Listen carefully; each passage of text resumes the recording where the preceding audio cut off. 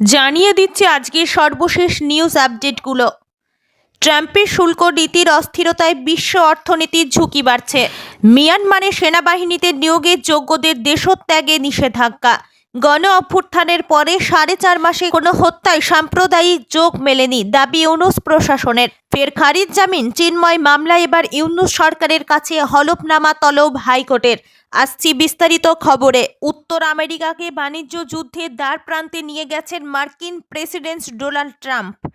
মাসের শুরুতে কানাডা ও মেক্সিকোর উপর নতুন শুল্ক আরোপের ঘোষণা দিলেও পরে তা 1 মাসের জন্য স্থগিত করেছেন তিনি। আলোচনার সুযোগ দিতে এই সিদ্ধান্ত নেওয়া হয়েছে, যেখানে অভিবাসন নীতি থেকে শুরু করে বাণিজ্য ইস্যুর মতো বিভিন্ন বিষয় অন্তর্ভুক্ত থাকতে পারে। তবে ট্রাম্পের এই আচরণ আবারও তার অপ্রত্যাশিত ও অস্থির নীতি গ্রহণের প্রবণতাকে সামনে এনেছে, যা বৈশ্বিক অর্থনীতির জন্য মারাত্মক অনিশ্চয়তা সৃষ্টি করতে পারে। ট্রাম্প তার সামাজিক যোগাযোগ মাধ্যমে ট্রুথ সোশ্যালে লিখেছেন, এটি আমেরিকার স্বর্ণযুগ হবে, এর জন্য যে মূল্য দিতে হয় তা দিতে হবে। সত্যিই 23 ফেব্রুয়ারি ট্রাম্পের শুল্ক নীতির কিছুটা মূল্য চুকায় বিশ্ব। এদিন বৈশ্বিক শেয়ার বাজারে ধস নামে, তেলের দাম বেড়ে যায় এবং ডলারের পরিবর্তে বেশিরভাগ মুদ্রার দর পতন হয়।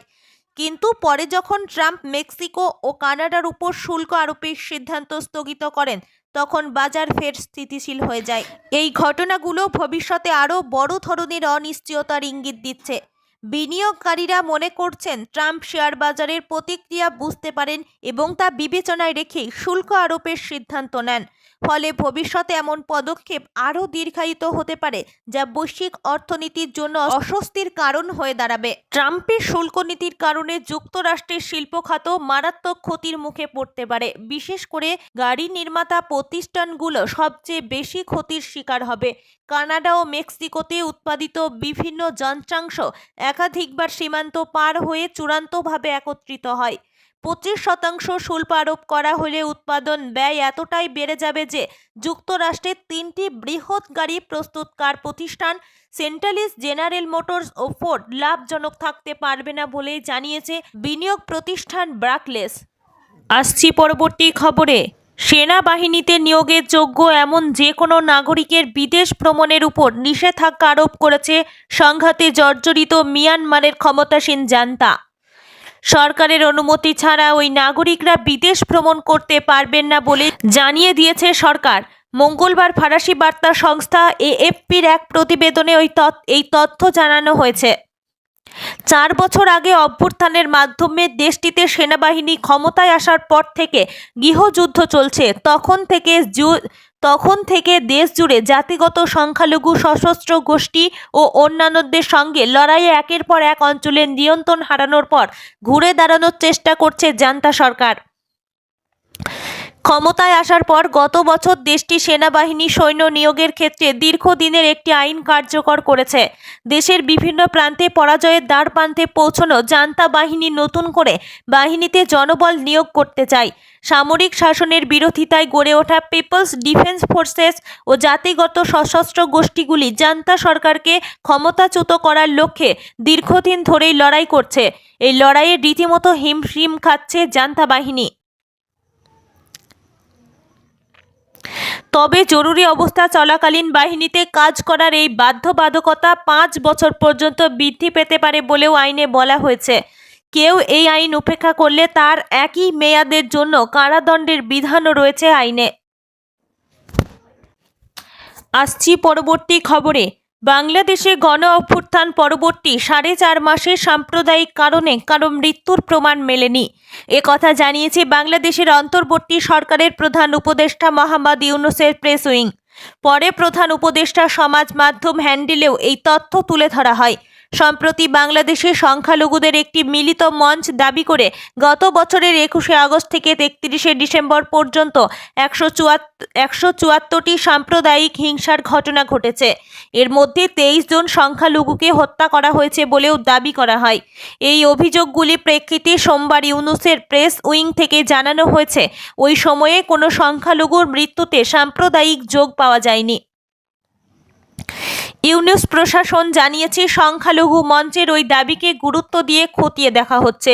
কোন 23টি হত্যাকাণ্ডের অভিযোগ তোলা হচ্ছে সে বিষয়ে তথ্য সংগ্রহ করা হয়। সেই তালিকা পাঠানো হয় পুলিশের কাছে। কি ঘটেছিল এবং কি পদক্ষেপ নেওয়া হয়েছে সে বিষয়ে জানতে চাওয়া হয় বাংলাদেশ পুলিশের সদর দপ্তর থেকে। অন্তর্বর্তী সরকারের দাবি, ওই 23টি ঘটনার মধ্যে একটির বিষয়ে এখনও পর্যন্ত কোনো বিস্তারিত তথ্য পাওয়া যায়নি।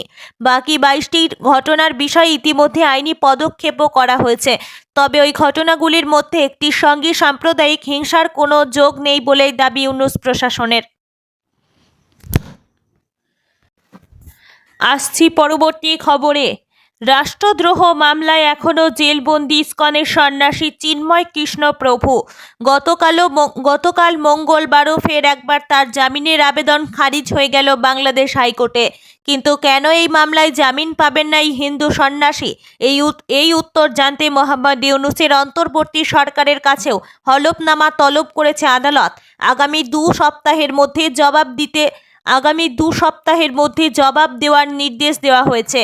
জানা গিয়েছে, গতকাল হাইকোর্টে চিন্ময় প্রভুর জামিনের শুনানি ছিল বিচারপতি মোহাম্মদ আততাউর রহমান ও বিচারপতি মোহাম্মদ আলী রেজার বেঞ্চে। কিন্তু চিন্ময়ের মুক্তি পাওয়ার আশা খুবই ক্ষীণ ছিল। শুনানি শেষে ফের একবার খারিজ হয়ে যায় জামিনের আবেদন। তবে পাশাপাশি এদিন আদালত জানতে চায়, এই মামলায় আবেদনকারীকে কেন জামিন দেওয়া হবে না। এর উত্তর দিতে সরকারকে 2 সপ্তাহের সময় বেঁধে দেওয়া হয়। গতকাল আদালতে চিন্ময় পক্ষের শুনানিতে তার হয়ে সওয়াল করেন আইনজীবী অপূর্ব কুমার ভট্টাচার্য ও আইনজীবী প্রবীর হালদার। অন্যদিকে মামলায় রাষ্ট্রপক্ষের তরফে ছিলেন অ্যাটর্নি জেনারেল মোহাম্মদ আরশাদুর রাউফ ও অনিক হক। দুপক্ষের সওয়াল জবাবের পরেই কোর্ট রুল জারি করে। উল্লেখ্য, 25শে নভেম্বর বিকেলে জাতীয় পতাকা অবমাননার দায়ে ইসকনের সন্ন্যাসীকে ঢাকার বিমানবন্দর এলাকা থেকে গ্রেপ্তার করে ঢাকা মহানগর গোয়েন্দা পুলিশ। 26 তারিখ চট্টগ্রামের আদালতে তোলা হয় তাকে। আনা হয় রাষ্ট্রদ্রোহ মামলা। শুনানি শেষে জামিন খারিজ হয় চিন্ময় প্রভুর। এরপর হামলার মুখে পড়ে আইসিইউতে ভর্তি হতে হয় তার এক আইনজীবীকে। এই গ্রেপ্তারি নিয়ে বাংলাদেশের প্রতিবাদের ঝড় তোলেন হিন্দুরা। কড়া বার্তা দেয় ভারতও, কিন্তু তাতেও কোনো লাভ হয়নি। 2 মাস হয়ে গেলেও গারদের পিছনেই রয়েছেন চিন্ময় প্রভু। গত 3রা ডিসেম্বর চট্টগ্রাম আদালতে তার শুনানি ছিল, কিন্তু প্রাণভয়ে 51 জন আইনজীবী দলের কেউই চিন্ময়ের হয়ে আদালতে সওয়াল করতে আসেননি। ফলে পিছিয়ে যায় জামিন মামলার পরবর্তী শুনানির দিন ঠিক হয় 2রা জানুয়ারি। এরই মাঝেই হিন্দু সন্ন্যাসীকে জেলবন্দি করে রাখতে নানা ফন্দি আঁটে মোহাম্মদ ইউনূসের অন্তর্বর্তী সরকার।